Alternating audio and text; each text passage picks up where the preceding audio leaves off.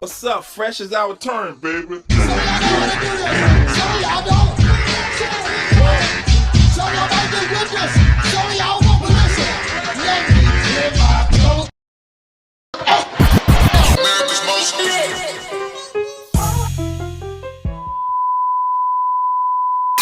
It's going down.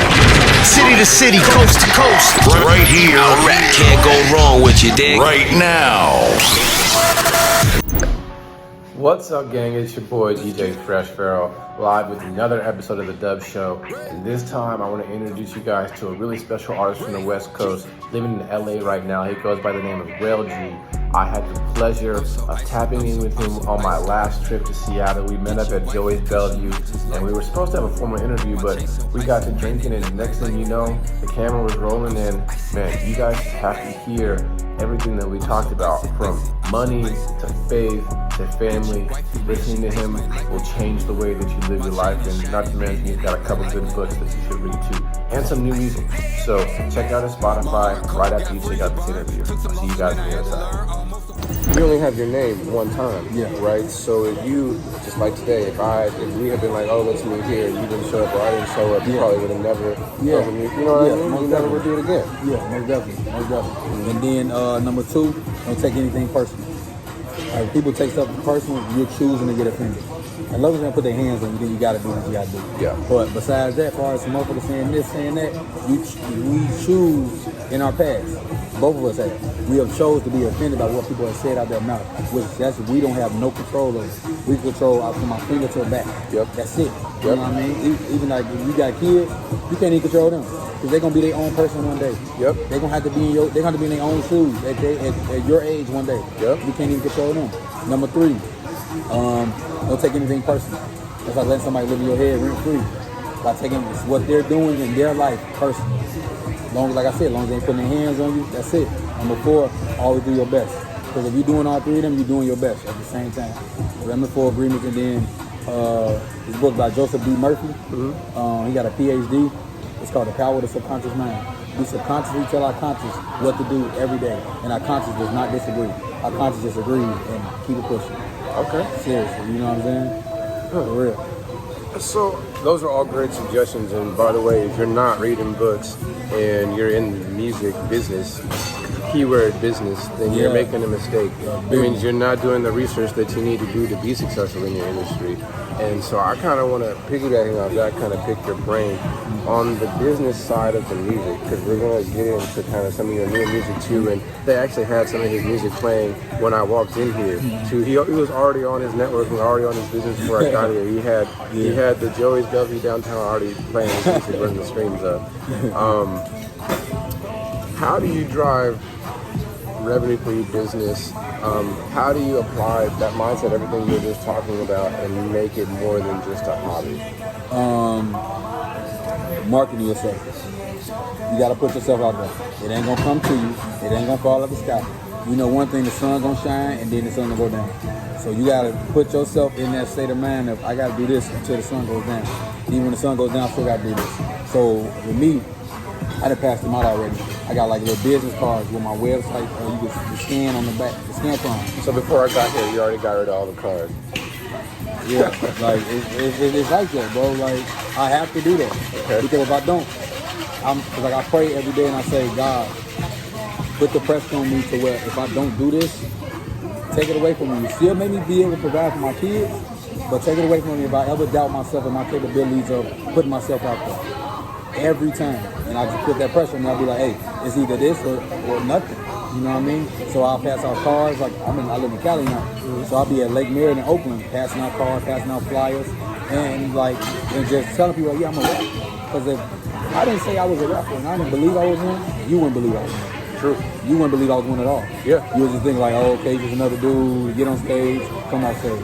Like another thing, when I perform, I start with a freestyle. I got a 6'4" banner with my picture and all my social media links on there. So that way it's like I ain't up here, hey yo, make sure y'all follow me. I can say, hey, look, follow me right here. Right. And every show I got between 4 to 20 followers. You know what I'm saying? Some days it be 4, some days it be the whole 20. But it be in that range. And it's like, this is what you have to do.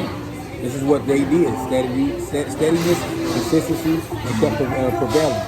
And those fans, like, I feel like sometimes people hear those numbers, artists hear those numbers, and they're like, man, that's not a lot. But you got to understand the difference between 4 to 20 fans that you pick up in person who really saw you and were like, damn, like, I really like that. I really like that song. I really like you. I love you as a person. Like, I want to support you. Versus just some, like, random people who you ran a campaign and, like, you got 100 followers who won't buy a single thing from you. For real. Because say you get 4 followers a week.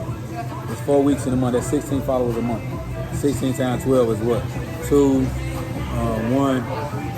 It's about 132. Exactly. Yep. Followers a year. And you can average that and you can increase that because you tell 5, they're going to tell 5 more. And then that 5 turn into 10, turn into 15, 20, and so forth and so forth. You know what I mean? Yes. And it's like you gotta put yourself in that position to do those things. It's a constant movement. You know what I'm saying? So, yeah, and like the difference between fans and customers, I feel like is so key because people in today's day and age, artists in today's day and age, don't even go out and do physical promotion anymore. Hardly even have physical merchandise and are hardly even making any money. They have like 20, 30, 40, 50,000 followers and not have made more than $100 off their whole music career. Never got paid to perform, haven't sold any t-shirts, like, and so that, yeah, I know. it's all about what you want or what your definition of success is or winning is, right? And right. So you already said you're putting food on the table. For your kids, for your family. You know what I mean? Like that's bigger on the board than just for real though. And you just gotta want it, man. Cause you wouldn't want it for me. I can't want it for you. I gotta want it. You gotta want it. You know what I mean? Like we was just talking about how you being mobile. It puts you in so many different rooms to where you can voice an opinion about things because you prepared yourself and applied that pressure to not only yourself but to them as well because you refuse to be denied. If you deny me, it's because you want to deny me. If not, you can either deny me because I don't have the equipment or I don't have the capabilities. You deny me because you have a personal dislike to it, and that's fine. That's what you got to deal with. But understand, you having all your equipment means that you're going to keep going. Yep. Because one no is equivalent to one yes, in my eyes. You one step closer. You know what I'm saying? If a person tells, I don't really fuck with DJ Fresh, he be, okay, cool. I'm going this way. I'm going with a love that. Because somebody out there gonna love what you do. You know what I'm saying? Like with me, with my music. I understand my music may not be for everybody.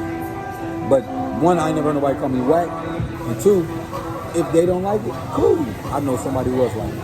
Yep. Who gonna hear it and be like, damn, I fuck with him. Yep. And that means more to me just getting that one instead of getting 100. Because I know when I get that one gonna, they gonna post me and all that. Now who is this? Hey man, check them out. This is it. You know what I'm saying? Yep. And it's like when you key in like that, it makes things go smoother. Because I'm gonna be honest with you. You talking about making money off of music. Overall, like as far as like royalties from like distro key and all that shit, I'll probably say I started 2018, I made like $1,700. Okay. And then like merch, I'll be having my shirts and shit. Like my last show, I gave everything away. I was so excited, I threw it off stage and for that Juicy J shit, it was like 500 people. And I ain't never did that before, you know, and I was excited, I was throwing in the crowd. But besides that, probably $2,000 altogether. You know what I'm saying? Mm-hmm. And it's like, that's a lot. From 3 years, and I'm just like, I gotta taste what that feel like, and that's over time. That wasn't at one time. That's through a time period. But like I said, I threw Mango out there, and it wasn't like it just went crazy. Motherfuckers like, oh, you rapping? Hell, you doing that? You know, because they don't see you in that light. But then you keep going, they like, okay, maybe he might be on to something. You know what I'm saying? But yeah, people gotta invest in themselves. You have to. If you do not invest in yourself, it will not work. Because it ain't just the time, it's the creativity. And it's got, man, we with a USB mic and an iPhone. You know what I'm saying? You gotta make it happen. Yep. You have to make it happen. And in today's day and age, I talked about this before too on the show, there's no excuse, right? Like if you look at, some of my favorite things to look at are other big shows or podcasts, for example, that are like popping right now. Yeah. Like The Breakfast Club, when you look at their shit on social media and things like that, like even though they have access to 4K cameras, I'm sure, they don't even use them when they're filming. No. When you see those little clips, they be using they be on the go everywhere across the country. An iPhone, a Canon, like everything is acceptable now. You Yeah. know, there's all kinds of shows out there where it's just about the content and Yeah. is it entertaining at the end of the day. Your iPhone shoots in 4K, like you said, this USB mic, Yeah. and you wouldn't even be able to tell the difference. You wouldn't be able to tell this. So now, my last album, not to cut you off, Yeah. I recorded at a kitchen table, bro, in my house. And motherfuckers think that shit was in the studio. No. Yeah. I was at my kitchen table with an acoustic treatment, a USB, a Bumblebee mic from fucking Sweetwater. You know what I'm saying? On a MacBook. Record my heart out.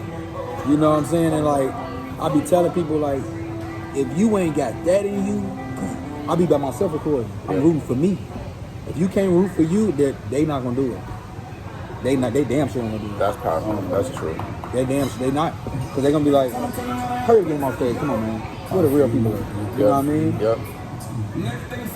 So talk to me about going independent versus signing to a major label, because right now you're 100% in that independent lane, right? And it has its ups and its downs. Is there a label that you would want to sign to? Do you want to sign to one, or would you stay? If I was to sign to people, it'd be either Empire or like Def Jam, but it'd be a distribution deal. I don't want y'all to own none of that, like none of that shit. It'd be just for distribution purposes only. You distribute me because you got a bigger crowd I can reach. You know what I'm saying? And that'll be the only thing for me. I want distribution deals. I don't want no to where it's like you owning me and you with my masters and all that shit. No, straight distribution. So even if they were like, all right, we're gonna cash you out $5 million deal. That's a lot of money, but I'ma still turn it down. Because if you think I'm worth $5 million, that means I'm worth more than that. That's how I view it. You know what I'm saying? And like a lot of people may look at me crazy, like, I'll take that $5 million. Because it's, you know what, you can take the $5 million, but you're not thinking buy the $5 million back. If you never had nothing, you ain't thinking buy the $5 million back. That's why you gotta know God and know yourself first. Okay. Because there's no price on your soul at all. There's no price on none of that. Because money is, imagine if all this shit was free. If we had unlimited supply of everything and it was free. Right. Imagine that. You know what I'm saying? Because when you die and go to heaven, or wherever you gonna go hell, ain't no money, ain't no accounts, ain't no debit, ain't no credit. You know what I'm saying? It's what you did. Yep. But a lot of people not thinking, I get that, buy my deal back, because you sign a deal for $5 million, first thing you gonna do, a lot of people that I know personally, my mama gotta get straight. Yeah. That's number one. Then number two, you want to get yourself right, your kids, your homies and all that shit, aunties and all that. So it's like, if you think I'm worth $5 million, I'm going to decline it. Because that means I can make $5 million. I'd rather make it myself to where I don't got to pay you nothing. You're going to be paying me. Because it's leverage. If you can sell out an arena, you can get booked to show. You can get booked to perform. Mm-hmm. Not even just arena. If you can sell out a club, you can get booked to perform. You know what I'm saying? It's leverage. Yep. If you ain't putting yourself in that level, or in that area of leverage, if a person ain't thinking that, they wasting time. You running in a circle. Like I said earlier, the hamster on the wheel. You running real fast, get off the wheel, drink some water. And you ain't made no moves. A lot of people confuse movement with going up. And it's not really like that. You just moving. That's cool. That's good, a person's doing that. But they confuse it with that. And it's like, you gotta know what you want, man. Know what you bring to the table. If they go look for you, they want you. So you can negotiate. That's leverage. Def Jam, Empire come to me, hey, Rell G, who this, who that? Okay, cool. Well, I wanted it to be 70-30 my way, or 80-20 my way. And I keep all my masters. Everything belongs to me. I give y'all portions just for y'all work. They can say no. It'll be no. Right. That's the worst thing they can say is no. It's no. You know? And life will go on. Yep. Because if y'all see me, that means somebody else see me. And they just waiting to see what I'm gonna do. Yep.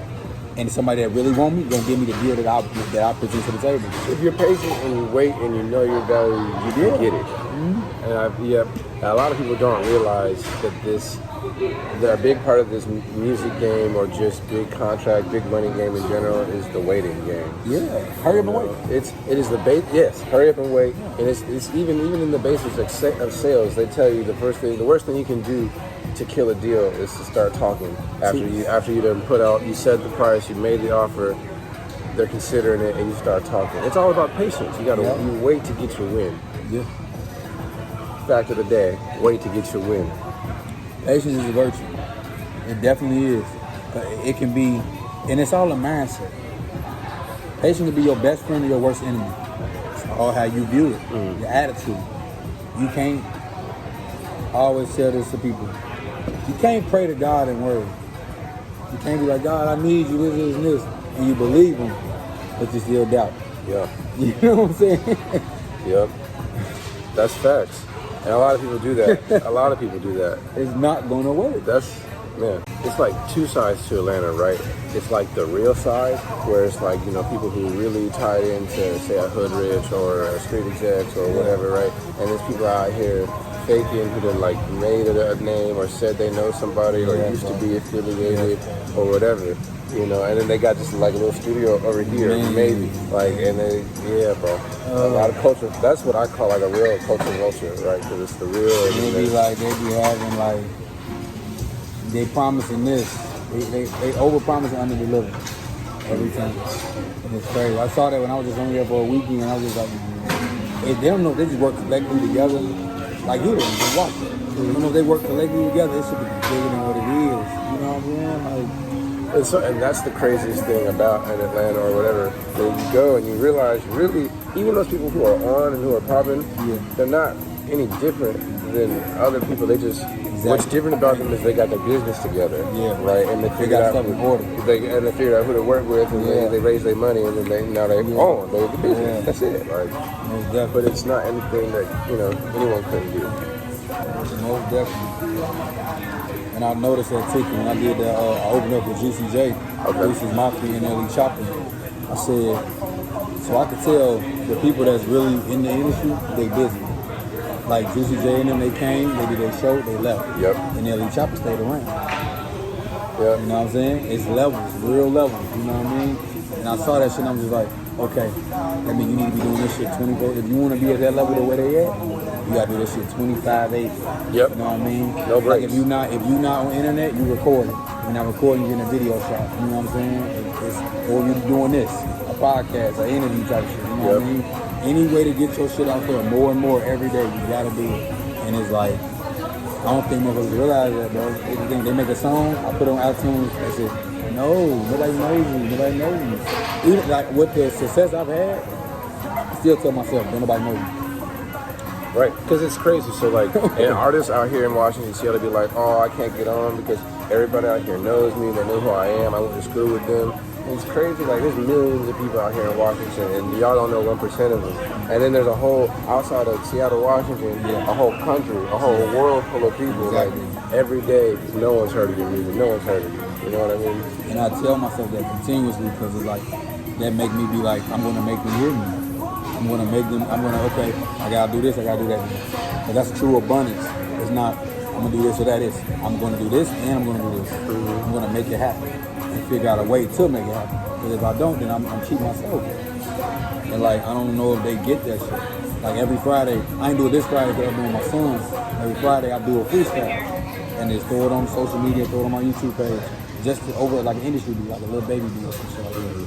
Just to keep that going, keep that consistency and steadiness and relevancy. You know what I'm saying? Because that's how they got up there. Yep. That's how.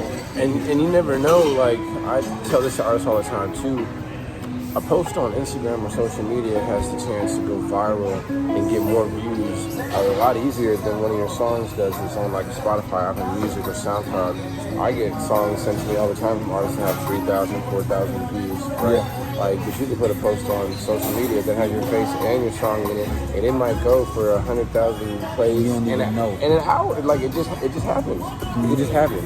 You can just catch a trend. So yeah, that power of just being able to stay consistent until it catches. Yeah. That's so I feel like, one of the key things that a lot of people talk about when they talk about winning or being successful in the field is like the consistency. Yeah. Right. What is it for you that lets you stay consistent. And we talked about this a little earlier. Like, you get to that part of being an artist where you're finally good at what you're doing. You figured out how to do the studio, how to record, how to make an album. You figured out how to get on stage. You figured out how to tour. Like, okay, and then nothing happens. No one calls you. Diddy doesn't call. Def Jam's not like, hey, we want to sign you. And years go by and you feel like you're still doing the same thing. Like, what do you use to keep pushing? For me, like I said earlier, my son, because they love my music and I let them do what they love for me to do. You know what I'm saying? Two, knowing like, because I see things differently, how I look at it. I look at, say, like the baby, and I be like, damn, I comment on his picture. I can't wait to be where you are. I can't wait to do that because if you can see it, it's attainable. You know what I'm saying? Manifesting. Exactly. Manifesting. And then walking in that manifesting. You know what I'm saying? And then just knowing what you want, knowing where you want to be, and knowing what it's going to take, because financial freedom is never free. And anything you want in life is going to cost you. Yep. You got to build and destroy at the same time. You destroy the old things that do not include this dream and this passion, and you build that dream and that passion so that you get what you said you was going to get. That sounds like you've been reading a lot of books. I have, bro. Okay, tell me some books that you've been reading. What do you suggest to someone who wants to be like you or wants to get on that path and, you know, live their own dream? The first thing first, you know, I ain't religious, but the Bible. Okay. But I read it about through the index. I find whatever topic it is, and I go highlight that scripture, and I go read that whole chapter of that scripture about. Like today, I read about God, and it was Psalms 42. I just read the whole chapter of Psalms 42, highlight what stuck out to me, and kept it moving, you know what I'm saying? And so then I got another book that's about John C. Maxwell called How to Be a Successful Leader. Talk about the 5 steps of leadership. Okay. A lot of people don't know that. A lot of people the 5 steps of leadership. Number 1 is position.